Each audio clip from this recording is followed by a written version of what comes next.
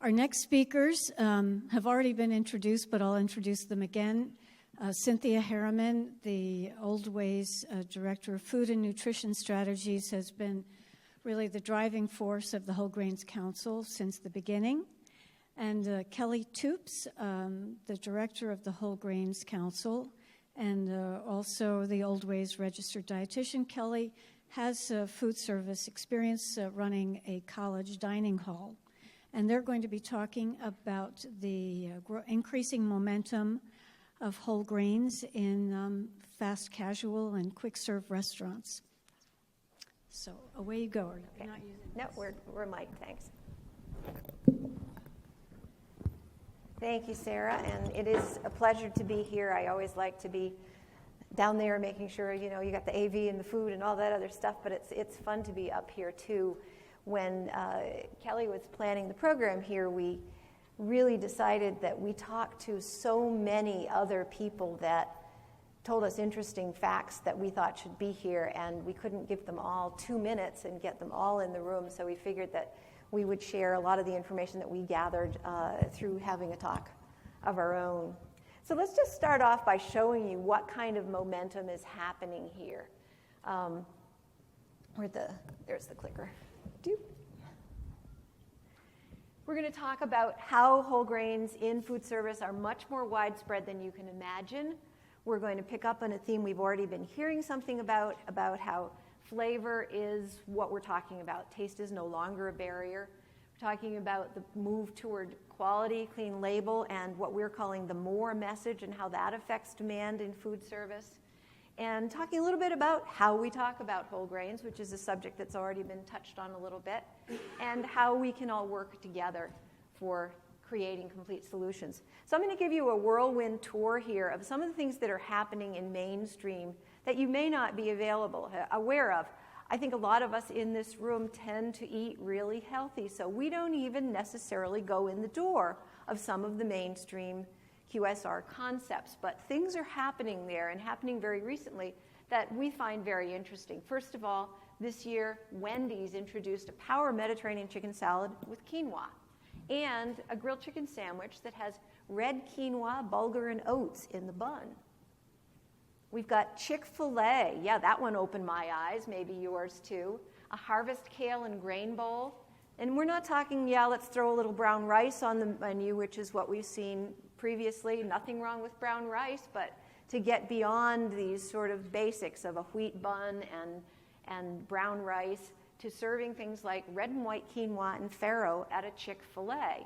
And they also have an egg white grill with grains too. And they've gone beyond, they put rye and millet into their buns. California Pizza Kitchen has been a leader for ages, something you might not be aware of. They have now a quinoa arugula salad, but they've had it since 2012. They have a wonderful dish that's halibut on caramelized squash farro. And they've been offering a pizza crust at the California Kitchen for 22 years or something like that, Kelly? Yeah. Applebee's. My husband came back with this one. He comes back with sightings because he travels a lot for business. He said, I got stuck in, East Yahunga eating in an Applebee's, and my gosh, they had this steak dish that was on a bed of whole grains, and it was really good. And Panera, this is a place where we would expect to see whole grains, but they're going again beyond the bun, doing a Greek salad with quinoa, an ancient grain and arugula salad with chicken, and we're getting black barley, farro, freekeh, some of these grains we've been hearing about this week. Subway has just introduced a flatbread, and they actually use the whole grain stamp at their restaurants, which we, of course, think is very cool. Their new flatbread is not just this token, let's say it's 12 grains and put 2 specks of each one in it. This flatbread does not have any refined flour. It has whole wheat, oats, barley, triticale, rye, amaranth. At a Subway, who knew? And then they have their standard bun is available as a whole grain too. Dunkin Donuts similarly has been using the whole grain stamp. They have a whole wheat bagel, and although both of these products also contain some refined flour, the bagel gets up to 60 grams of whole grain. Granted, that's because it's your usual very large bagel, but this is not where we're seeing the minimum, let's just get by, let's say whole grains, but really be doing the same old, same old. These are groundbreaking things from some mainstream restaurants that are really trying to break out and make sure that they are feeding this need for whole grains that they're feeling. Now, this is like the preaching to the choir slide. We have seen this whole other slew of new fast casuals that are coming up, the Sweet Greens, the Life Kitchens, the Roti, and they're all doing very creative things. In fact, a lot of these newer concepts make whole grains their default, which I think is kind of cool, because if you think of this chain that we talked about yesterday, where you're starting off with the kids in school, they're getting whole grains routinely, they're getting to colleges and universities, and people are really feeding them a lot of whole grains there because it becomes the expectation, becomes the norm, and then these people are going out in the market and they're, of course, well, yeah, of course I want a grain bowl, of course I want like roti here, I want homemade whole wheat pita in-house every day and that sort of thing. So we're seeing some great concepts come up. It's easier for these concepts, frankly, and we'll get back to this when we talk about how we talk about whole grains. It's easier for them because they've been doing it from day one. Their customers are the people who expect it. I actually have a great deal of respect for the ones that we just saw, because they have an existing customer and they have to keep their existing customers while they're also riding this new wave that we're all supporting here. So it's a delicate balancing act, and it's definitely something we should be supporting. Now, we talked about flavor forward, taste as a plus. I think we all know, Beth Arndt, I used to work at Conagra, always used to describe the 70s as the bark and twigs era of whole grains. And I think we all know that at first, when companies started making whole grain products, they tended to take the white flour out, put the whole grain in, and there, we're done. No, we aren't. We need to reformulate. We need to find the right wheat for the right product. We need to do all these things Steve was just talking about. But I think we have been doing that. At the same time that manufacturers have figured out how to make much better whole grain products, at the same time, our palates have been adjusting to that fuller, nuttier taste of whole grains, and we're meeting in the middle with some good things. So taste that was a barrier way back has gone from negative to neutral and now over to positive, where we're talking about, yeah, I like that taste. And as we say, Lunchrooms did pave the way. We got started with people like Ann Cooper, who are really pushing this, and this is what makes whole grains the norm. And it's interesting, we do hear a lot about, will kids really eat this stuff? There was an interesting piece of research done a few years ago where they got the cooperation of a pizza chain to actually serve both whole grain crust and white crust, and then ask the kids which pizza they liked best, and also they checked plate waste. The kids rated both of them equally likable and ate equal amounts of either one, and it was like, this is a non-issue. So I think sometimes as grown-ups we make it an issue when it doesn't necessarily need to be. And the conclusion in this study was that the impact on whole grain intake could be substantial if large national restaurant chains served pizza made with whole grain crust. And you can extrapolate that to flatbread that's whole grain and bagels that are whole grain and so forth. It can make a big difference. And in fact, we did a survey a year ago in 2015, and you've seen some of the results on those placards that are over in our meal room. And way back in the day, people were citing taste as a barrier, and there are still some people that are on that, I'm not sure about this, bandwagon, but 40% of the people said that taste was a reason why they choose whole grains. So again, as we say, it's that taste-o-meter that has gone from negative to neutral over to positive. So now I'm going to pass things over to Kelly, who's going to continue.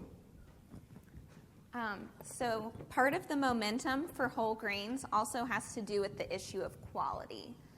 So a lot of whole grains and ancient grains in particular have these vivid stories, and they really carry the cachet of being foodie favorite ingredients and Bon Appetit cover stars and things like that. So that's definitely helping carry the momentum.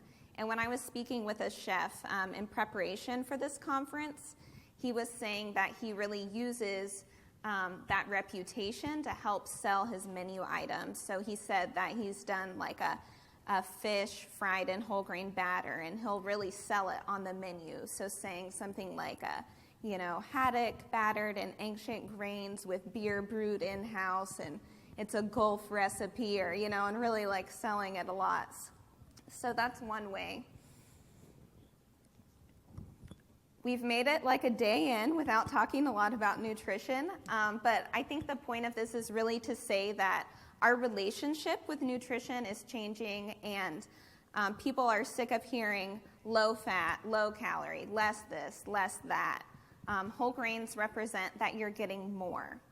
And so, made with real fruit and all these additive things. Nobody is taking anything away from you. Nobody is depriving you. And the relationship with nutrition is also changing in that it's more qualitative rather than quantitative. So people are starting to step away from the idea of just calorie counting or just counting grams of certain things as a picture of health, and really taking a more holistic view of nutrition. And so this quote was pulled from a recent article. It was an interview with a dietitian at Subway. And so I'll just read this briefly in case you can't see. But she said that fewer calories does not necessarily mean a better choice. For example, a 400-calorie sandwich on whole grain bread with veggies and lean meats is a more nutritious choice than a 300-calorie cheeseburger on a white bun. We are taking steps to educate our customers about nutrition quality and promote adding veggies and whole grains to up the nutrition and calorie quality of their menu choices. So in food service, there's really two main groups of customers that we're trying to reach. The first group I'll call the health seekers, and these are the people that are looking for whole grains. They know what they are really aware of these foods and seeking them out at different restaurants. And then the other group I'll call the fast and familiars. And these are people that are looking for something familiar, for something convenient, and the type of customer that might be deterred if they suspect that something is healthy. And we're really trying to reach both, but the way that you market your items to each group might be different depending on what type of customer you have.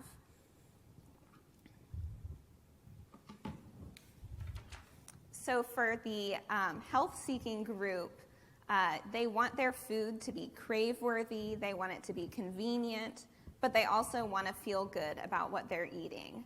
And millennials are definitely helping drive this trend of wanting food that is good for them, but not wanting to sacrifice their on-the-go lifestyles.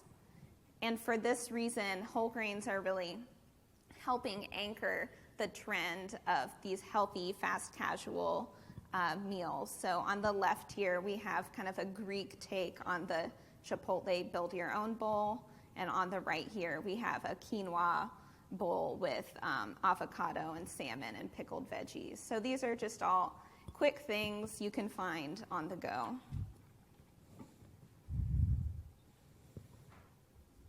And while the health seekers do represent not every customer, they're definitely growing as a group. Some other chefs I spoke with in preparation were saying that there was a time when gluttony was cool and it was all about big burgers and foie gras and pork and all that. But today they're noticing that they're really moving away from that, and that more and more people seem to be interested in nutrition. And it's not that people didn't want to eat healthy before, but also partly because there is more information available and people are able to see that the foods they were eating previously might not have been as healthy as they thought they were. And so that's helping this group grow in number as well. And this really started picking up momentum in the past 5 to 10 years is when we've seen a lot more of this interest in wellness. Chipotle had started using brown rice in their bowls around 2011. And Panera has had, whole grains on their menu for a long time and has continued adding them and seen their stock prices grow. But I think Sweet Green and some of these newer fast casuals, Be Good, we'll hear from the founder tomorrow, have also been a big part of that trend. So that's kind of the preaching to the choir side. If they're looking for it and you have it, you're pretty much good to go. But for the other type of customer, for the fast and familiars, there's a few different approaches that you can take. So if you'd like to introduce whole grains to them, one option is to just try a new menu item. People didn't grow up with refined quinoa or refined teff, so people don't have preconceived notions of what that should taste like. It's just a new thing, and so it tastes the way it should taste. So that's one option. And we're seeing that, like some of the things Cynthia pointed out about a quinoa salad at Wendy's or things of that nature. The other option to take is to start adding whole grains into existing products, and a lot of people do that gradually and sometimes even do it quietly and just start adding these things in. And I think a really good example of how you can start formulating products with more whole grains without isolating your loyal customer base. A good case study comes from retail. So Kraft Mac and Cheese, a really iconic American product, and they announced that they were going to start using less artificial colors and flavors and whatnot in the future. So when the time came that they came up with a good recipe and were ready to start selling the product, they weren't really sure how to go about it because they didn't want their customers to think that they totally changed it and it's different and they wouldn't want to eat it. So what they ended up doing was just rolling it out quietly. So there was no front of package symbol, there were no advertisements. If you were diligently reading the fine print on the ingredient list, then you would have noticed that they had turmeric instead of yellow dye, but they didn't have any call-outs or anything. And so they monitored the sales and the comments for about 3 months, and no one noticed. They didn't get any complaints about it. No, you changed my mac and cheese, none of that. Sales stayed the same. It was business as usual. So then they decided to move forward with their ad campaign called the world's largest blind taste test. And so then they came public and said, basically, we changed our mac and cheese months ago. No one noticed. You like it. It has, no artificial colors or flavors. Has a tiny bit of whole grains even, but that people couldn't complain because they already liked it. So I think that's a good way if you're in food service and you do have an iconic product that maybe doesn't have any whole grains, then this is a good way to introduce them quietly but still get the positive press associated with making strides towards a healthier menu.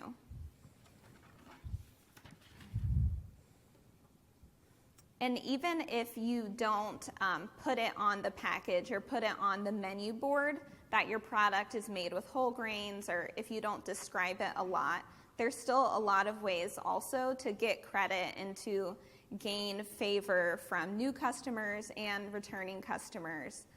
Because with Yelp and social media and word of mouth, customers are constantly peeling back the layers.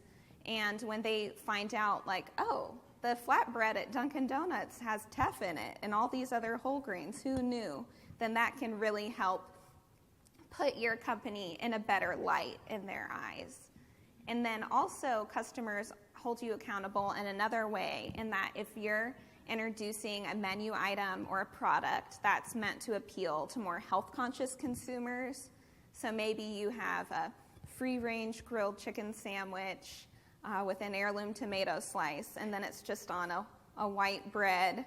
That's kind of like having the idea, but then not quite taking it to the finish line. And people will point that out and hold you accountable.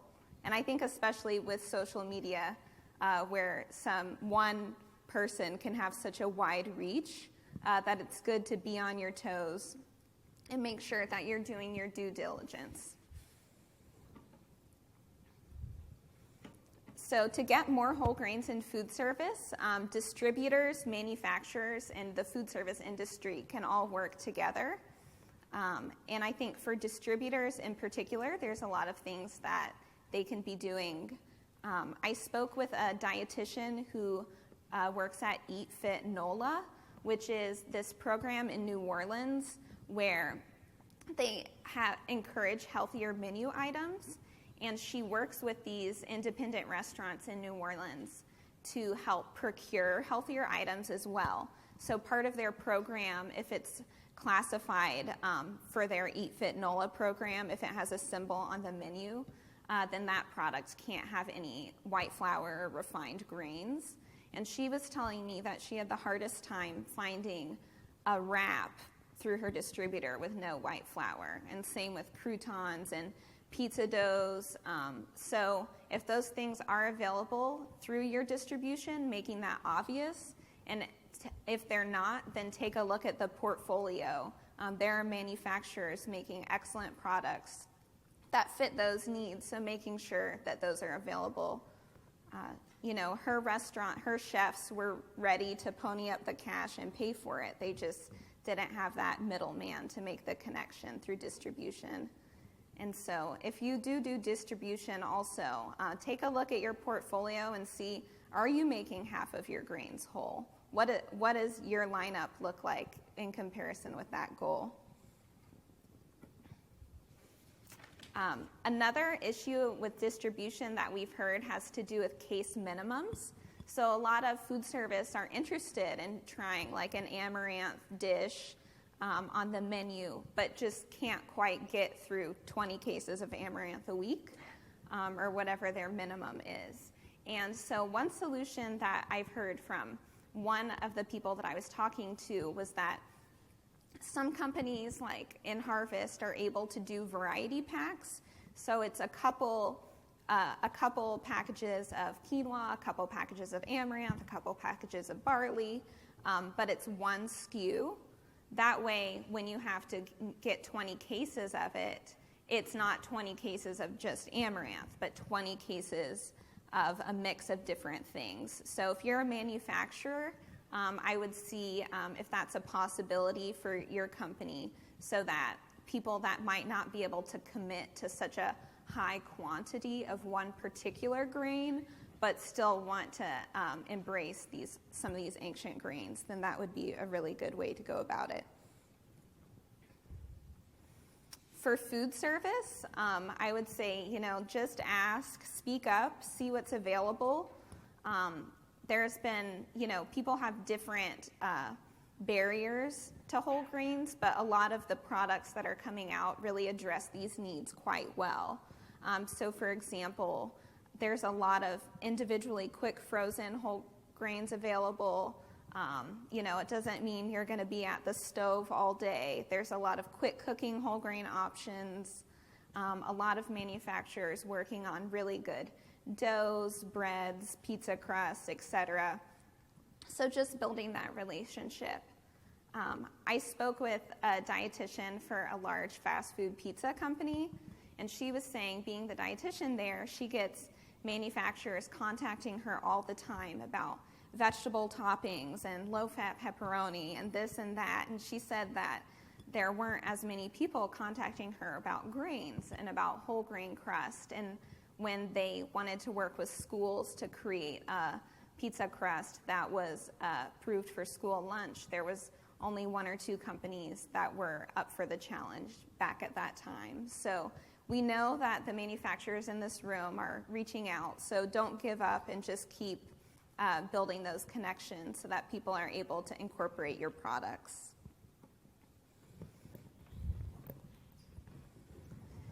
All right, so let's wrap things up and see what we've learned from this. I do hope that you are impressed with how widespread whole grains are starting to become in food service. We started planning this conference more than a year ago, and at the time we said, we really have to nudge the whole food service situation along a little bit, and we have been gratified with how much has changed even during that period since we started planning this conference. We do think there is starting to be momentum, so whatever you do out there, we'll play on this momentum and we'll help keep it moving. After all, once these things get on the menu, that's just the first step. We all have to be supporting them, spreading the word so that these things stay on the menu. We think it's important for everybody to realize that this more message is so compelling. It is so different than the nutrition nanny, you shouldn't eat this, you shouldn't eat that. You should eat this, take more, get more, it's whole grain. Tailoring your approach to your customers, it's as I said, a tricky balancing act. It's a lot easier for the new fast casual concepts. There's a little bit of a tap dance going on for the mainstream traditional QSRs because they want to keep their existing customers, and yet that veto factor is so powerful. If you've got a group of 5 people and one says, no, I don't want to go to that particular place because they never have any good salads or it's all white bread or whatever. Start out with those options and then just see what sells, and you may be surprised to get more and more of those available. And the last point that Kelly was making is there are good ways that distributors, manufacturers, and food service can be working together for win-win solutions. I'm going to end here with a kind of interesting thing that happened last year that we ran across as we were talking to different concepts and researching what was going on in food service. This is one of these new concepts called Freshie. They were on my preaching to the choir slide earlier. In an open letter last year in 2015 to McDonald's CEO Steve Easterbrook, the 33-year-old CEO and founder of Freshie, Matthew Curran, virtually dares McDonald's to co-brand a Freshie store, famous for its fresh salads, quinoa, whole grain wraps, and pressed juices, inside one of McDonald's 14,000 locations anywhere in the U.S. Now here's where it gets interesting. Within 1 year, promises Curran in the letter emailed to Easterbrook late last week and posted Wednesday afternoon on Freshie's website, same-store sales at that McDonald's location will jump 30%, and the store's annual profits will jump $250,000. If not, his letter continues, Freshie will refund the difference. Unfortunately, I don't believe they took them up on that. But it would be an interesting experiment if it did happen, because it would really illustrate what we're talking about, is when people are given the choice, will they buy whole grains? Our answer is a resounding yes, so all we're asking food service is give consumers that choice. Thank you.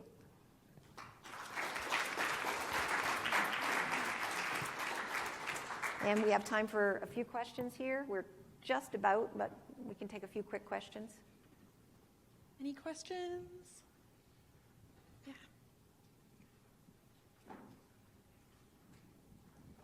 That was excellent. I had one in terms of supply chain, and you had mentioned co-pack or variety pack. Is that something that we're seeing more broadly? I'm just kind of getting into the whole grain game, if you will, in terms of supply chain. I don't think it's as popular it's going to get. I think certainly there's a boom that's about to happen. This is whenever we see one good solution and hear about it from 1 or 2 people, we go, that would solve the problem. And so we want to find these kinds of successes and get them widely known. If we have planted an idea in the ears of many manufacturers in this room, I hope that you will see more of them soon. I don't think it's terribly widespread yet, but why the heck not?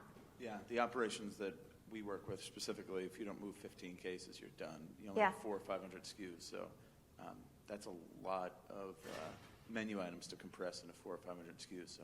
And you were with Compass, Andrew? Yes. Yeah. What would you like manufacturers to be doing? Well, you got the microphone. Tell us. Well, I like that. I like that. Variety pack makes sense. I think as long as we can identify and we can work with what that variety pack consists of. But I think being someone who's counted inventory at 3 o'clock in the morning, it's nice not to have 50, potentially 50 pack size of an item that doesn't sell, but to have the variety to make something get some traction, I think makes sense for sure. Great, thank you. Any other questions or comments on what we need in the system to make this work? One more there.